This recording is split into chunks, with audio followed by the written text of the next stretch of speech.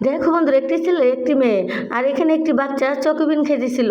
তো ছেলেটার মেয়েটা তার কাছ থেকে চাইনি, না চেয়ে তার কাছ থেকে খেতে শুরু করলো।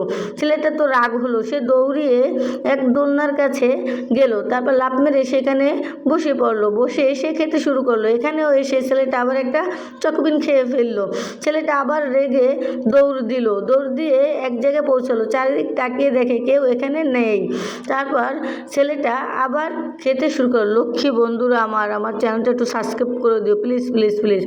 তো এখানেও মেয়েটি আবার একটা নিল। তারপর ছেলেটা আবার দৌড়িয়ে সে একটি আড়ালে লুকিয়ে সে খেতে শুরু করলো। চারিদিকে তাকিয়ে দেখে কেউ আছে কিনা। দেখে যে একটি ছেলে একটি মেয়ে বল খেলতেছে।